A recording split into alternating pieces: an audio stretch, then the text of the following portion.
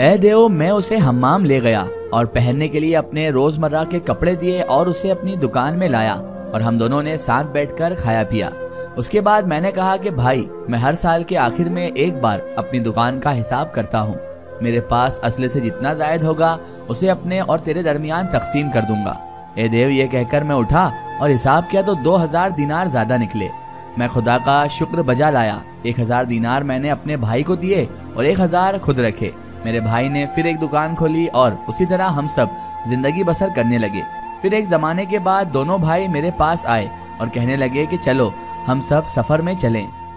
मैंने इनकार किया और कहा कि दोनों ने सफर में कौन सा तीर मारा है कि मुझे भी इस पर आमादा करना चाहते हो। मैंने उनकी बात ना मानी और हम तीनों अपनी अपनी दुकानों में खरीदो फरोख्त करते रहे। हर साल वह मुझे सफर की तरगीब देते रहे और मैं राजी ना हुआ था। यहाँ तक के 6 साल गुजर गए। अब मैंने उनसे सफर का वादा कर लिया और कहा कि भाइयों चलो, मैं तुम्हारे साथ चलता हूँ, लेकिन पहले दिखाओ कि तुम्हारे पास कितना माल है।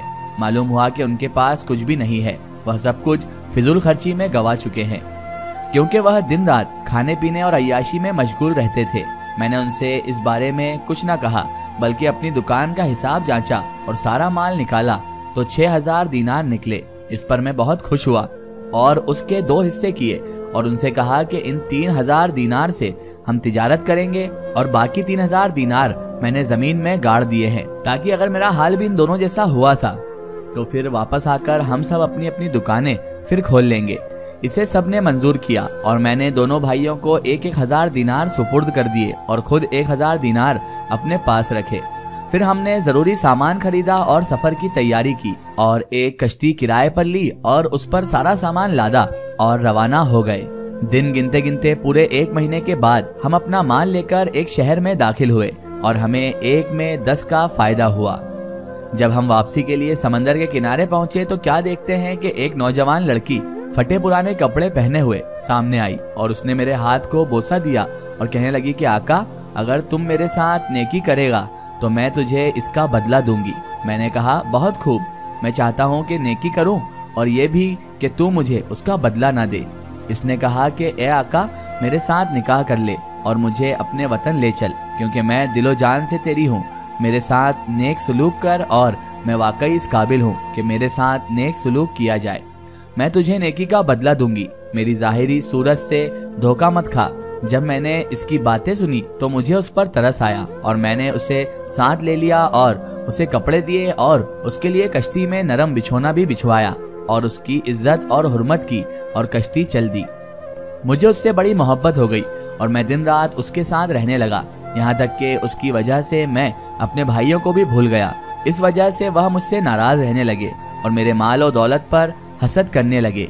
अब वह उस फिक्र में हो गए थे कि किसी तरह मेरे पास जो माल है उसको अपने कब्जे में लाएं और वह आपस में मुझे कत्ल करने और मेरा सारा माल ले लेने के बारे में कानाफूसी करने लगे और ये ठान ली कि वह मुझे कत्ल कर डालेंगे और मेरा माल दबा बैठेंगे। इस फैल को शैतान ने बड़ी खूबसूरती के साथ उनके सामने पेश किया।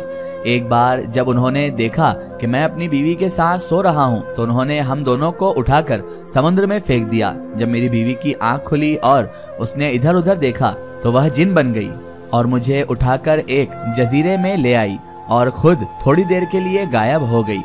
दूसरे दिन सुबह को वह लौटी और कहने लगी कि मैं तेरी लौंडी हूँ, मैं ही तुझे उठा लाई हूँ और खुदा के हुक्म से तुझको कत्ल होने से बचाया है। सुन, मैं जिन हूँ, जिनजादी हूँ। मैंने तुझे देखा था और तुझ पर आशिक हो गई थी। मैं खुदा और उसके रसूल पर ईमान रखती हूँ।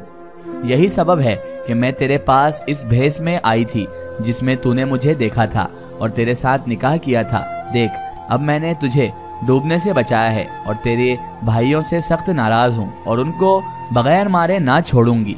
जब मैंने उसकी बातें सुनी तो मुझे सख्त ताज्जुब हुआ और मैंने उसका शुक्रिया अदा किया और उससे कहा कि मेरे भाइयों को कत्ल ना करना, ठीक नहीं है ऐसा। फिर मैंने उससे सारा माजरा बयान कर दिया जो मेरे और उनके दरमियान पेश आया था। जब उसे सब बातें मालूम हो गई तो उसने कहा कि मैं आज रात उड़कर उनके पास जाऊंगी और उनकी कश्ती को डुबो दूंगी और उनको मार डालूंगी। मैंने कहा, तुझे खुदा की कसम ऐसा मत करना, क्योंकि मिस्ल है कि नेक किरदार बद किरदार के लिए खुद उसकी बदकारी काफी है। और वह तो बहरहाल मेरे भाई हैं। उसने कहा कि खुदा की कसम मैं उनको बेमारे ना छोड़ूंगी।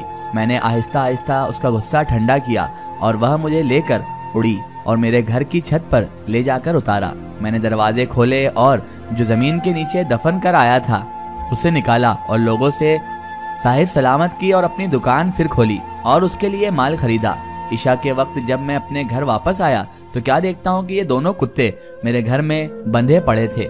जब इन्होंने मुझे देखा तो उठ खड़े हुए और रोने और मुझे से चिमटने लगे। मुझे तो कुछ पता ही नहीं था, लेकिन मेरी बीवी ने कहा कि ये तेरे भाई हैं। मैंने पूछा कि इन पर जादू किसने किया। उसने जवाब दिया कि मैं अपनी बहन को बुलाकर लाई थी, उसने जादू किया है और ये 10 साल से पहले छुटकारा ना पाएंगे। अब 10 साल होने को आए हैं और मैं उसके पास उनके छुटकारे के लिए जा रहा था कि यहाँ मैंने इस जवान को देखा और उसने मुझे अपना माजरा सुनाया और मैं ठहर गया कि देखूं तो कि तेरे और इसके दरमियान क्या पेश आता है। यह है मेरा किस्सा।